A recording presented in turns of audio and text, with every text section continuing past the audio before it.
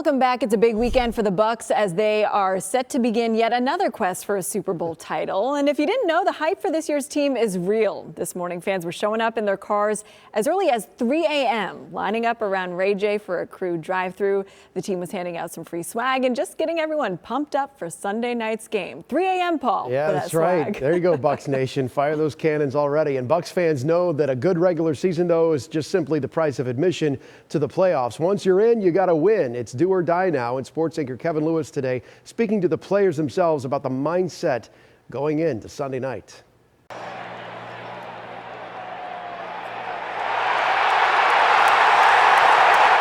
Mike Evans had to watch the playoffs for the first half of his Bucs career, but the future Hall of Famer stayed loyal to the franchise that drafted him, and it's paying off. Early on in my career, it was hard to even get close to being playoff contention, and to be there for the 5th straight season, it's pretty cool. A lot of the core guys who were on that Super Bowl team, some of us are still here, and we try to hold that standard, that championship caliber standard. That standard includes realizing that in the postseason, there could be no tomorrow. You don't really think about it. You're like, damn, it could be done next week. Tristan Wirfs was a rookie on the 2020 Super Bowl team, so he knows the assignment when it comes to what it'll take to beat Washington and start the road back to another title. We know what we got to do. Them, Dallas, San Fran, they all kind of play the same. They want to get upfield. If we can, establish line of scrimmage and kind of chew up grass on their side, then I think we'll be okay. The man responsible for the plan is offensive coordinator Liam Cohen. The Jacksonville Jaguars asked permission to interview him for their head coaching job. But Cohen says he's focused on his current job this weekend. It's an honor to be even in that category, but that hasn't been something I've worked on much over the last few days. Not something we're thinking about at the moment. The Bucs needed all 17 games to earn a playoff spot, but they know they deserve to be here, and they know what they have to do to keep playing. We got to be disciplined. They're a better team than when we played in week 1, and we got disciplined. We're having a really good week so far. We got to continue to work on the little things and not beat ourselves. Preparation-wise, you don't want to psych everybody out. You want to handle it the best way you can, but just a little bit more attention to detail and, ensuring the fact that everybody's on the same page and going to handle things correctly.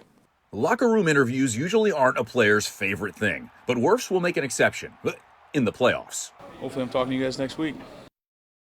Hopefully he is. Kevin joining me here in the studio. Now, the difference between this year and last year, the running game has improved markedly. And, of course, everyone's talking about this rookie sensation, Bucky Irving. Cool name, but also some pretty cool numbers that he's put up. Yeah, Marquise Bucky Irving, when they drafted him from Oregon in the 4th round, you would say this is not a steal. This is felony grand theft of the highest order.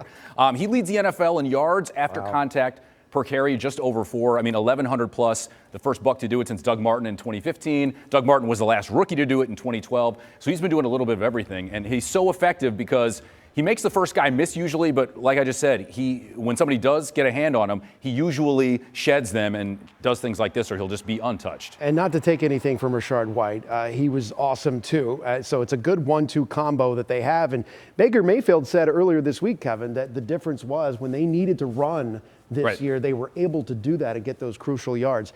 I know they're the number 4 seed, but if we win, are there scenarios that would play out that we could actually host another playoff home game next week? If the Bucs win, they will play the winner of Philadelphia and Green Bay. If Green Bay wins, the Packers will come to Ray J for the divisional round. But if Philly wins, the Bucs will be packing their bags for the East Coast, or up the East Coast. Which one of those do you like?